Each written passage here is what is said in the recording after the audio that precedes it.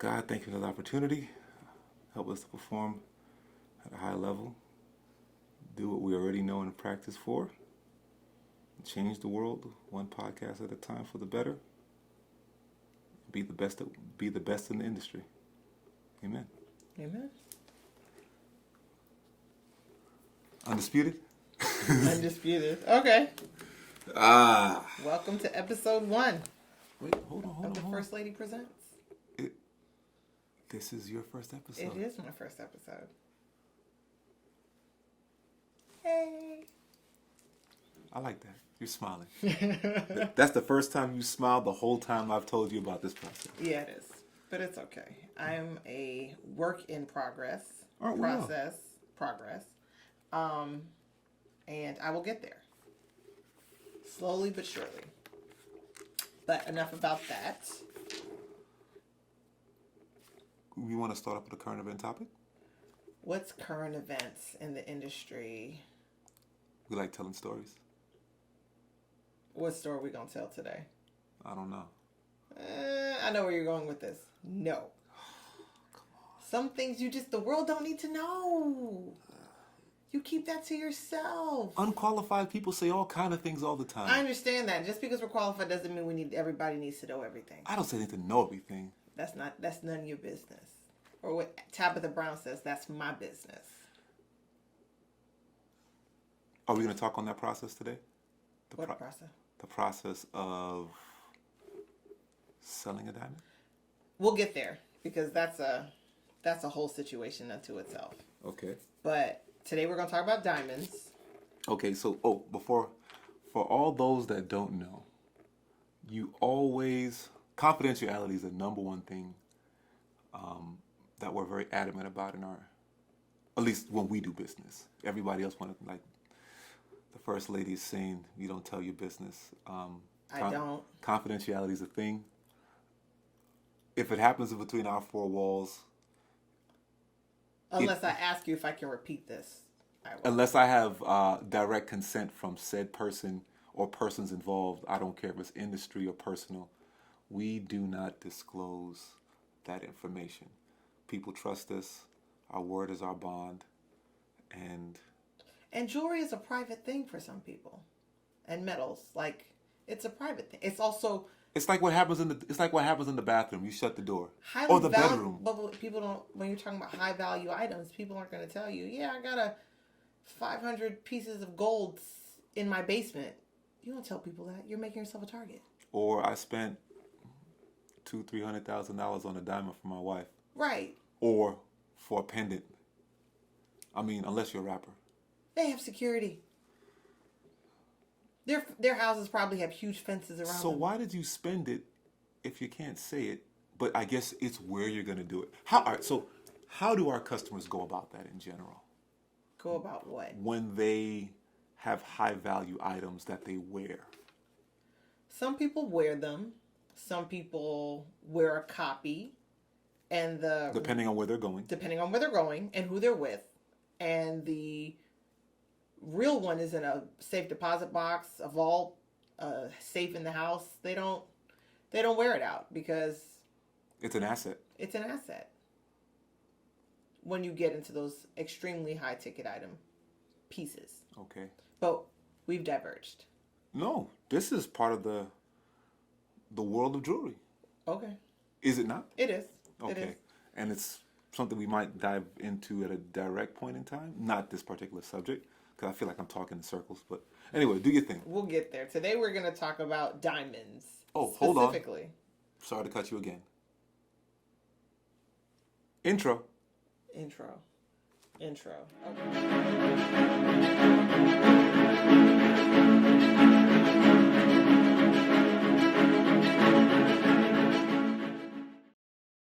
Okay. No, your camera.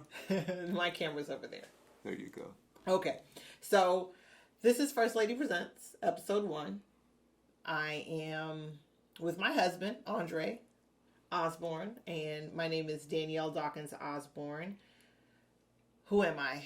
3rd generation in this industry, currently working on my graduate gemologist degree. So basically getting the paper for 90% of what I already know. taught by my father, a graduate gemologist himself. Who was basically the textbook. Right. Walking around the office. He's been my teacher in the midst of learning virtually. It's a rough teaching experience with him. No, I mean, the man's been looking at diamonds for 40 years. What I like to say? He's our expert. Never seen a pretty stone. He's seen one or two in his life. But he was trained to look for the imperfections in stones. So it's hard for someone like that to say, oh, this is a gorgeous stone. When Dad says you have a gorgeous stone, that's a severe compliment. Like, from the depths of his soul. He doesn't give compliments on diamonds. He'd call your wife ugly if it was a stone. Can I say that? Yes. Okay. Technically, because he would. If it was a diamond, he said that's not a... He's a 70-year-old West Indian male. Yes. Very honest, very cutthroat, very straightforward. Right. And diamonds don't hold the glamour for him like they do for other people. Correct. We've been looking at diamonds for 40 years. It's a piece of rock we can make money on if we buy it or sell it right. Okay. Anyway. So what are we talking about today? We are talking about lab versus natural. Ooh, big hot topic. Yes, I've heard people...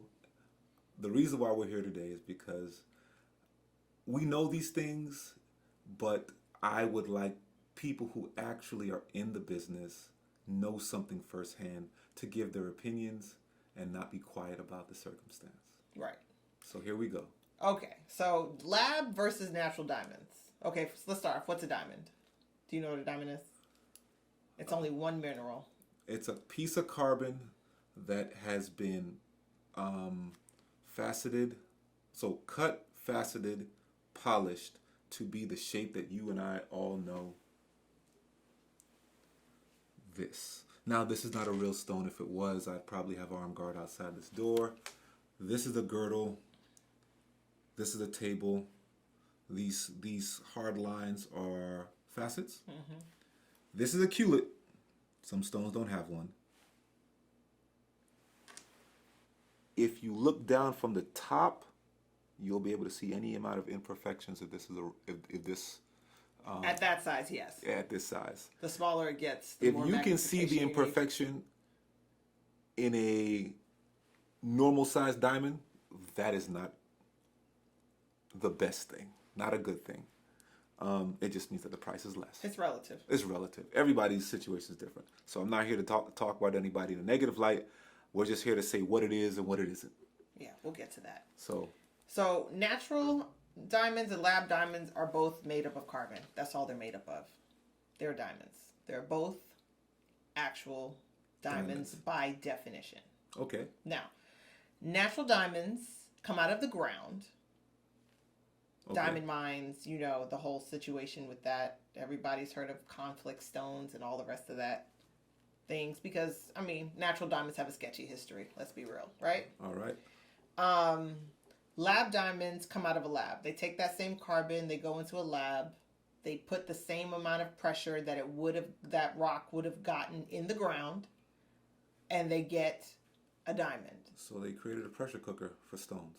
That's in the most basic sense, yes. Okay. Absolutely. And it took 1 billion years of pressure all the way down to the middle of the earth to create diamonds. They're now doing it in a lab in weeks. They sped up the process. I like to say that science caught up with the ground. That is your line, isn't it? That is my line because that's what it is. Because lab diamonds have been around for a very long time. They're not new. They've just always been used for industrial purposes. It's cheaper for industry. If you're not selling it for whatever markup you have, then we're just going to use anything. Okay. Right? So now you have a situation where people are like, do I buy lab? Do I buy natural? And it is completely based on preference. What are you trying to get? And how much money do you have to spend? If you want a 5-carat natural diamond and your budget is your budget is only $15,000, you're barking up the wrong tree. So 5-carat diamond is upwards over 6 figures. That's easy. Absolutely. So let's just cut to the chase. Right. If your money's not long enough, a 5-carat diamond you will only see on television or in museums. Right. But the lab puts you in the game. It does. It puts you in the game at a decent spot because some people don't care that it's lab or natural. They want to look. Okay. Right? And with lab diamonds, you have a situation where there's no question of whether it was a conflict stone. Where did the stone come from? Fair enough. Is it a what's the trigger? Blood diamond. Blood diamond. Is it a blood diamond? We'll come back to it. Anyway, right. How the blood diamonds? How many people died to get it to market? All of that. How much earth was moved to get it? Yes. So, and because it's a limitless production of natural diamonds, lab diamonds, that's infinitely scalable. So, if it's infinitely scalable, what's it worth? That's a good question. It is worth what you pay for it because a market has sprung up around it. Okay. The market's going to determine the price, right? Okay. Now, the resale market is where the question of value really starts to be a problem. But I bought it for my wife or myself because I like it. Exactly. Does it matter if there's no resale value? There is no problem with there not being a resale value as long as you understand that walking into the situation. Okay.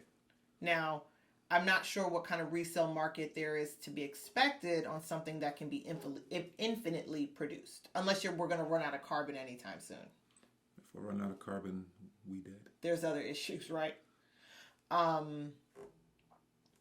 Natural diamonds, you can only get what is dug out the ground. If it's not pulled out the ground, it is what continually, eventually supply will run out. So you're telling me that the natural diamond, well, I'm going to tell you what it really is right now. The market for lab, for those that don't know, has driven up the price of natural. It's going to be like art in the relativity of how many things can be a photocopy of a piece of art as opposed to the original of a piece of art. That's a great explanation. Exactly. So you're not going to get any more Picassos. The original only appreciates in value. Right. The copies, that's a piece of paper. Now, at the end of the day. Also, unfortunately, there may not actually be a scarcity to diamonds, but supply sets the price. Right. And supply is controlled. And supply is controlled. So for those that don't know, supply is controlled. And diamonds are not the only market where supply is controlled. And that's just what we're talking about. That's just life. Right. Look at the oil industry. Look at the oil industry. Supply is controlled. You can say what you want. You can't sell back oil and you'll pay whatever price it is for it. I mean, so if you want to use the items that require it to, run. There you go. So, lab versus real. Do you do lab, personally? I don't have a problem with it. I mean, it's a diamond for me. Good to know for my future. Right. That's going to save you a pant load in the future. I've spent a pant load before. Right. For me, and I think it's because I grew up around diamonds. Diamonds were always around. It's part of life. Oh, look. There are diamonds on the table. Wow. Yay. Yay. Moving on. But you still like them. I like them. They're a girl's best friend. Absolutely. But I'm not pressed that the diamond I have is lab or not. And honestly, if I don't tell you it's lab, you won't know the difference. That leads into another question of who can tell the difference between a lab diamond and a natural diamond. Dad had a problem. Yeah, it was a couple weeks ago. Dad had a problem. Yeah. 1.5 VVS. I wasn't in the store for this situation. I don't even think he got to color because he just looked at it like he said, this is a gorgeous stone. That lets you know something was off. No. The stone, and of course, Dad's been looking at diamonds for 40 years. Better part of our lives. Our entire life. Longer than we've been alive. We're 39. In our entire life, Dad's been looking at diamonds. There was just something not right about it. He couldn't put his finger on it. The facets were a little off. But the person who brought it in here had no paperwork for it, which is odd in and of itself. Because who's walking around with a 1.5 VVS diamond that doesn't have a cert to it? So for those that don't know, also, once you get into the VVS category, you can spend, let's say 4 to 5 grand on a 1 carat SI HI stone. That's the clarity in the color. Once you get into that VVS category, right, that price done doubled. You've gotten too close to internally flawless when you get into the VVS family. You're talking north of 10K. Easily. More depending on how good the color is. So if the color is in the DEF range, even fairly in that 15, range. You're talking $15,000+ for 1 carat. You can get a 1.5 that's moderately good for that same price. Just because of the quality alone, the price just skyrockets. And you have no paperwork, no receipt, nothing. Nothing to prove it is what it's supposed to be. Nothing about this situation adds up to a good story. Right. This is a movie waiting to happen. Right. I'd be walking around with a 1.5 lab on my finger until I figured out how to sell it which basically leaves the market in a place where you have to question every diamond you see now.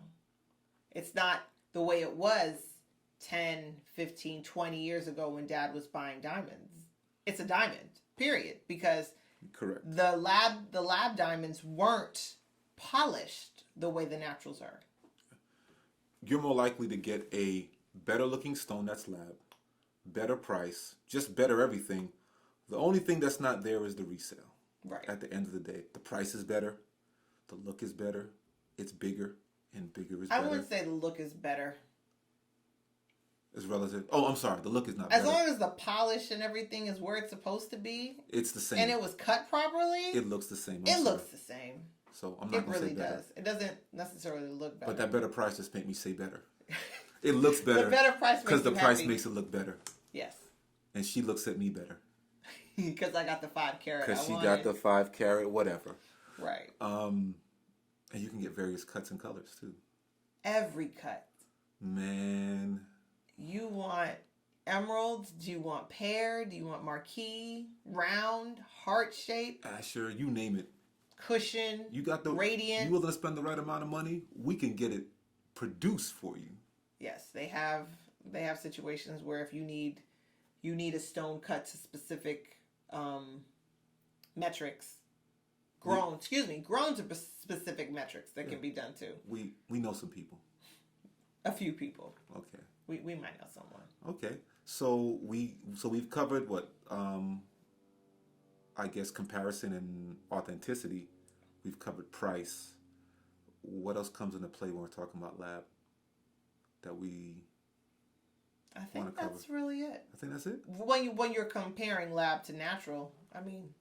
Okay. That about covers it. Cool. What else is on the docket? I think that's all that's on the docket. Really? Well, as far as lab and natural, I had started another idea for another show. If we want to do that, we can do that right now. No time like the present. Why not? Okay, I wanted to talk about the percent in carats of gold. Oh, this is a Dre subject. It is a Dre subject. Let's get into it. Because I talk about this with people every day. Because it affects my subject, because you have to set these diamonds into something. Ooh. You know what I want to talk about? People want to buy expensive, high-end jewelry. And they're going to say to themselves, this is an investment. I want to park some money in something. I got a customer. This is a true story. Spent about close to 6 figures. I want to say 80K. And they presented us with some stuff. They wanted to sell. They wanted to find some buyers. And the first thing that one of our people said is, why would somebody set that in 14 karat? Right. Nobody sets high-end jewelry in 14 karat. No, the person didn't know. They thought somebody got them, or let's say got them. Somebody didn't disclose the process of how it works on the other end. Well, in those case scenarios, not talking about that customer, sometimes people think, oh, if I drop the carat, the price improves, because it had to be a custom piece. These were some evening wear kind of situations. Right. Teardrop looking. It wasn't really an emerald. It was something else. It looked like something out of like some Titanic kind of setup. Yeah. Evening wear, Pear cut earrings with the matching necklace. Not to mention, It was pretty. Some other pieces that went with the set. It was a complete set: bracelet, earrings, necklace. No tiara in this case. But those kind of things, the only way someone's gonna buy that whole is if you randomly find someone who has a client that would be interested in that. Okay. Not impossible, but it happens. Or it's some antique somebody had that ends up at Sotheby's or Correct. Christie's. So I just Which can't is sell rare. it back. So I just can't just sell it back like that. Oh, good luck going to a jewelry store that's gonna buy back something they sold you. Talk to me about that then. Why won't you buy back the jewelry? We make it, we don't resell it. Well, if you make it, I can buy it back. Well, no, most jewelry stores wouldn't buy it back. We're a little different, but most jewelry stores wouldn't buy it back because most jewelry stores don't always produce their own stuff in house. Most jewelry stores don't produce their stuff in house. Right. So you're talking about a situation. They're just selling what they buy to pull out. They buy that whole and then put it out. Oh. Unless Okay. they have their own manufacturing. There are some who have that too. But even still, they're not going to buy it back for parts. I'm sorry, they are going to buy it back for parts. Not a jewelry store. Okay. You would buy it for parts. Because you're going to melt it down. You're going to sell the diamonds over here. You're going to sell the whatever gemstones. Not gemstones. Diamonds are gemstones. Colored stones over there. And you're going to melt the gold and figure out what percentage of the scrap market it's worth today. So it's only with parts. When you're talking about those kind of pieces. Unless you have something that goes for auction. You know the analogy that I like to throw out to customers? When you designed or purchased that particular piece, it's like you went out, you liked it, when you liked it, if you're a male or a female. Your mother, imagine if your mother had a piece and made a piece. It was attractive to your mother when it was attractive to her. That was 10 years ago. Right. 10 years ago is not attractive now, just like fashion. Right. So, but think about when you're going to sell your house. What do the realtors do? They stage it. They tell you to take everything that's you off the shelves in the kitchen, and you paint the walls white, and the other realtors are trying to sell it to their people, so their people have to be able to see themselves in the space. They don't want to see you. Can't do that with jewelry. gotcha. How? You made that for you. That's why you couldn't find one like that. It wasn't there. It doesn't sell. So, what does sell? Resell. Basic things, I would say. No, not even. Solitaire? The situation today, one of Dad's people said, if you have anything that's, let's say, 5 carat, crazy size, call me. I'm interested in the stone. She said that. Right. Point blank. Right. She was like, hey, you've got anything up on the upper side? She doesn't want the setting. She don't want the setting. Side stones. She wants that center stone. She wants that center stone because they're going to take it and make it someone else's. Someone else is going to want the side stones. There you go. Someone else may, you melt solitaire. That band is probably used anyway. But it was a solitaire is set up, when you get into the bigger stones, people also don't know that that frame was made for you. Yeah. It's made to fit you. And you ain't felt uncomfortable till you wear a band that wasn't built for you. I mean, both of us have basically eternity bands on our hand, and it was made for us. I have a prototype of this ring just because we had to make sure it's going to fit me comfortably.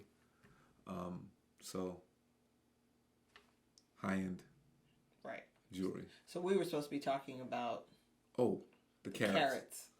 I used the story as a segue. And we got sidetracked. So, for people that don't know, carats go like this. Everything is a divisible of 1. 1 equals 24 carat. 24, everything is divisible by 24. So when you see these numbers inside a piece of jewelry or on the back of some jewelry, or even, on a sign or advertisement, it goes is going to be 999, or anything that you see that says 999. 22 is going to be, crap, the 22 number evades me right now, but the 21 is 916. 18 is going to say 750. 14 is going to say 585 or 583. 10 carat is going to say 417, and 8 carat is going to be 35 or 333. And you only see that 8 carat in, like I said, English or Australian,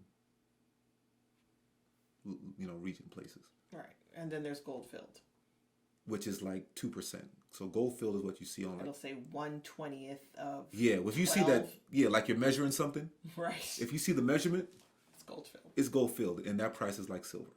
Right. But it's generally for the extremely harsh condition products like pocket watches, things that are gonna be manhandled and banged around. I gotta think about it because I have to see the numbers in my head. I gotta look at that 21. I'm sorry, that 22 number. Oh, I'm sorry, I said that wrong. 90% is 21. That's the 90% is 0.9 is 21. 22 is the 916. Correction. I'm like I missed something. That didn't add up. It did not. So 18 karat is what you're going to generally see your high-end diamond and jewelry houses use. They're going to use 18 or platinum, which is going to be 900 or 950, or they'll say PLAT or PT. Am I missing something? I feel like I'm missing something. No, I think that's all of it. Unless you're going to talk about sterling silver. Sterling silver is 90%, but it's going to be stamped 925. I say 90% because we have a little device here that we can test things. Right. So as long as it comes with a scratching distance, you can technically call it that. At the end of the day, everybody's cooking their stuff a little different. Technically speaking, they're adding something in to make it durable. If everything was 999, whether it be gold or silver, it would not sustain what it was being used for because you could literally bend it with your hands. That actually segues into another question. What are they putting in the gold to bring it down to these carats? Because you have to add a base metal, right? Which my skin dislikes. Okay. Silver uses copper as the additive. Once you get out of silver and copper and they start getting into lower grade, it may say 925, but if it has an unnatural shine, if the metal looks a little too shiny, that's when they're probably cutting it with nickel, and that's why your skin is probably breaking out. You, on the other hand, what happens if you wear something that's not what it says it is? My skin will turn black. It'll itch. It might start peeling. Okay. So I only wear 18 karat or better. So for those that don't know, 90%, sterling silver is good for the skin. Nickel is toxic, period. Nickel belts. I don't wear belts because of that. I can't, unless I'm going to have a belt made or I find a belt with a sterling silver buckle, I can't wear it. I might have a buckle for you. I'm looking for a leather strap to go with it, but I might have it. Nice. Have one for you. I feel special. Minor segue. But what's in the gold? You're going to have silver added to it. It depends on the mix. There are different versions of gold mixes. There's green gold, there's rose gold. The rose gold has a copper additive, touch of silver. Most gold has silver and copper added to it. If it's white gold, the proper way to make white gold is using rhodium, which is very expensive.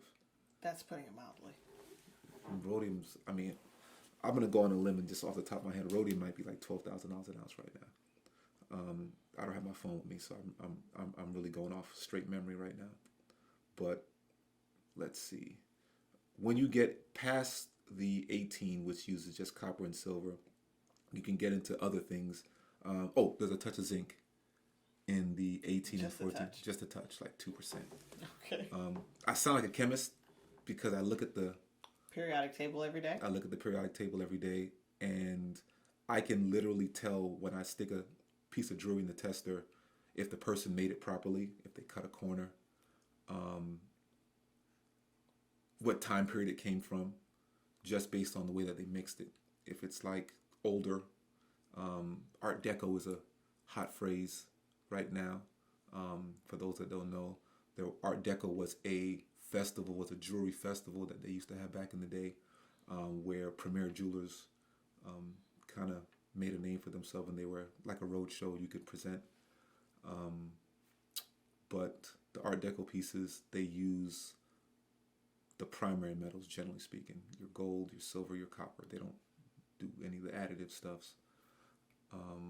When you get into 14, the 585, you have a lot more copper because it's a lot harder. Very durable. That's the stuff you give your kids. If you wanted to get something for your kids or jewelry. Only if you're American. Okay. Every place else in the world doesn't really go below 4. I mean, 18. I'm sorry. Once you take out the British and the Australians, every place else doesn't go below 18. Period. If you're Spanish, 18 is the standard. If you're Indian or Middle Eastern, 18 is for poor people. 18 is beneath them. 18 I is beneath respect them. it. I mean, I'm here for it. It's the culture. Yeah. America's the only place where gold and metals are like a secondary thing that only rich people use or wear or buy and do jewelry. Right. Because a lot of those cultures, we have clients that come in that buy gold, and it must be pure coins for wedding gifts. Yep. I'm going to a wedding. I need some 24 karat coins. Yeah. You know, we don't primarily sell the jewelry. Most of these cultures have a shop that they go to based on the culture that they're from. But we can produce the stuff ourselves as well. We have. I wear some 24 karat jewelry myself. My ring is 18 karat. I'm not the norm though, but more people are getting into that because they want to get back to the basics, so to speak. The 10 karat is going to have more copper than gold. So that's why it's 39% gold. Extremely durable, but that's the lower end of the spectrum. Generally what you see a lot of, let's say, hip-hop pieces use. Why? Not necessarily because the people can't afford it, but what they're about to do, they're about to put that piece of jewelry on, and it's going to be going, they're going to wear it, they're going to bang it around, they're going to do all kind of craziness. You don't want something 22 karat. Yeah. That's going to bend in a second. Correct. So, although you have huge struggles setting diamonds in 22 karat anyway. And they're going to put a bazillion stones in it. The metal has to be hard. The metal has to be hard. So you're really going to have hip-hop jewelry, your pendants, bezels, all that crazy stuff with 3,000 stones in anything higher than 14 karat. You don't want those settings moving. Correct. For people that don't know, a lot of that high-end stuff where you see, not high-end, a lot of those large pieces that you see with all of those bazillion stones pop out all the time. And some of that might not even be craftsmanship. You bang a stone enough, it's going to come out, or it's going to crack, or it's going to chip, or you're going to break the setting, the prongs. Yeah. I use my ring as a perfect example. It was a very good build, and we've spoken about Danielle's ring on a previous podcast, which has... I destroy things. Yeah. I would say you're not Rocky, but... No, I don't take my rings off. So everything I do, whether it's manhandling your children or... Why has it got to be my kids? Because when they're acting the fool, they're yours, not mine. Yes. My character.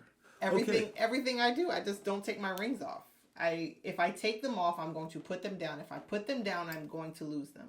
Generally speaking, my rings, once I put them on in the morning, don't come back off until I get home at night. I guess that's a small price to pay for not losing them. I wonder how many women have gone to a public restroom and took their rings off to wash their hands and forgot their rings on the counter. I got a couple garbage disposal stories, and I got a couple of lost it at a movie theater stories, or took it off at work in the bathroom. I've heard plenty of stories. Right. So that those are the ones that I know. That doesn't happen to Danielle, because Danielle doesn't take her rings off. Settings. What you do is pertinent when you're talking about when you're going to make somebody a piece of jewelry. So I think I've covered all the carrots. I've given a lot of tidbit information along the way. I think that's it. Yeah. That's the basics. That's enough for today. Cool beans. Go team. Boom. All right. So we've covered all of that. Anything else we want to cover? No, I don't think so. I gotta go get my kids. Man. Forget them kids. Let's run away. I wish.